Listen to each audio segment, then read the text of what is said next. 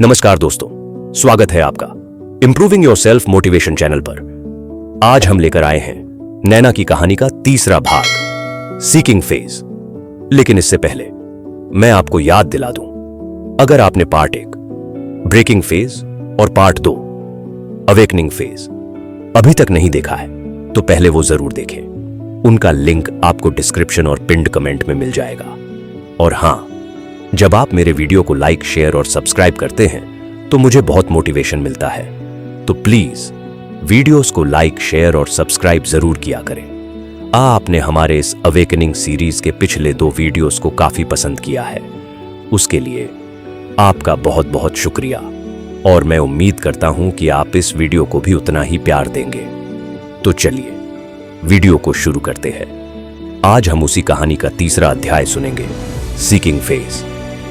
Awakening phase में नैना जाग चुकी थी कि उसे किस दिशा में जाना है, लेकिन उसके भीतर एक बेचैनी थी, जैसे अंदर से कोई आवाज कह रही हो, बस इतनी ही समझ काफी नहीं है, और गहराई में जाओ, जवाब ढूंढो। हर रात वो अपनी थॉट्स में उलझती, अपने सवालों के जवाब ढूंढती। यह रेस्टलेस एनर्जी उसे सिर्फ खड़ा नहीं रहने देती, बल्कि जवाब खोजने पर मजबूर कर रही थी। यह था नैना का पहला स्तर, रेस्टलेसनेस, जवाबों की प्यास, यानी आगे बढ़ने की ललक, जिसमें यह महसूस होता है कि खुद की खोज अभी भी बाकी है। जरा सोचिए, क्या आपने कभी आगे बढ़ने का एक शांत दबाव महसूस किया है? तब भी जब आपकी जिंदगी ऊपर से ठीक लग रही हो। फिर नैना के सामने आया दूसरा स्तर, एक्सप्लोरिंग, गुरुओं, किताबों और अनुभवों की तलाश।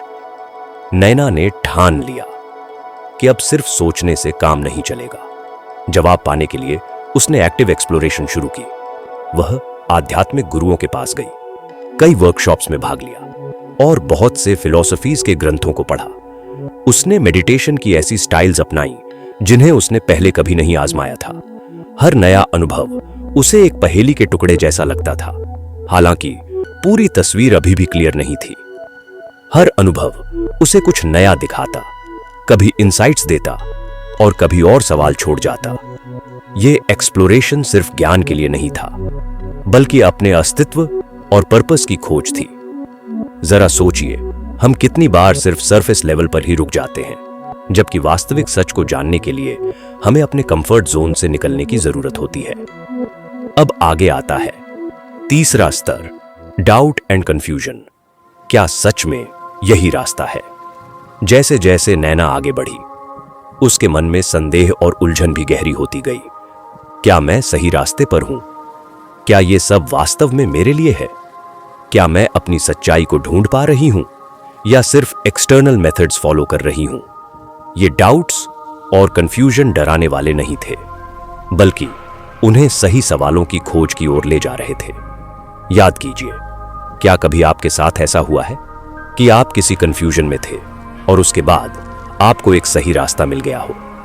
ऐसा इसीलिए होता है क्योंकि कभी कभी कंफ्यूजन ही हमारा सबसे बड़ा टीचर होता है। अब आता है चौथा स्तर, सिंक्रोनिसिटीज, यूनिवर्स से संकेत। जैसे जैसे नैना ढूंढती गई, उसे छोटे छोटे संकेत और कोइंसिडेंसेस दिखने लगे।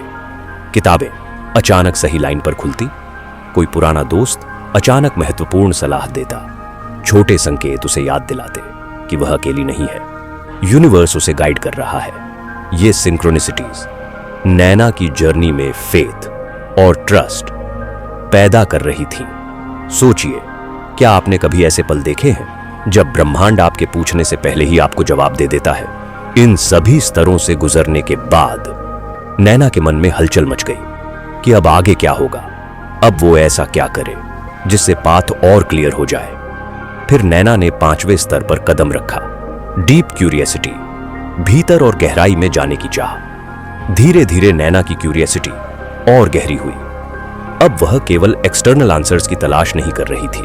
हर अनुभव, हर किताब, हर बातचीत उसके अंदर गहरी अंडरस्टैंडिंग जगाती। वो जर्नलिंग करने लगी, पैटर्न्स नोट करने लगी और अनुभवों को अपनी रोजमर्रा की जिंदगी में टेस्ट करने लगी। यह डीपर क्यूरियोसिटी उसे इनर विजडम और सेल्फ डिस्कवरी की ओर ले गई।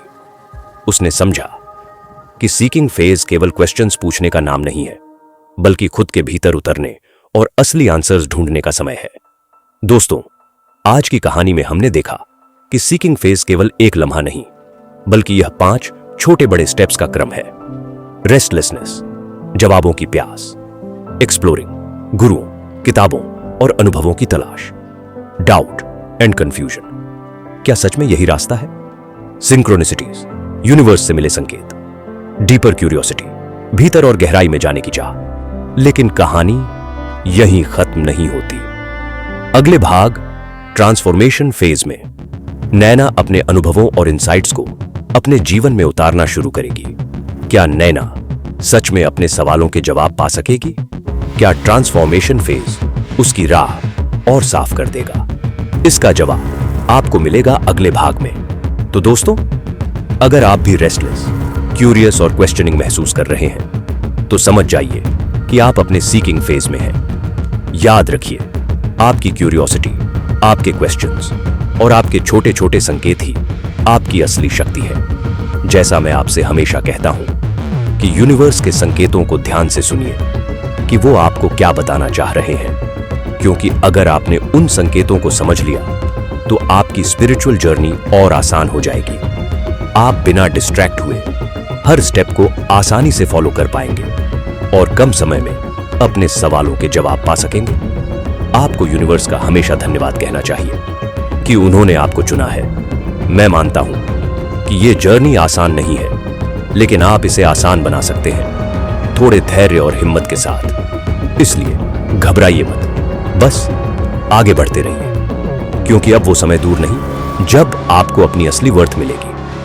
अगर आपको यह वीडियो पसंद आया हो तो इसे लाइक करें, शेयर करें और मेरे चैनल को सब्सक्राइब करना न भूलें, क्योंकि आपका एक सब्सक्राइब मेरे लिए मोटिवेशन का काम करता है कि मैं आपके लिए और बेहतर कंटेंट लाऊं। तो चलिए दोस्तों, मिलते हैं अगली वीडियो में।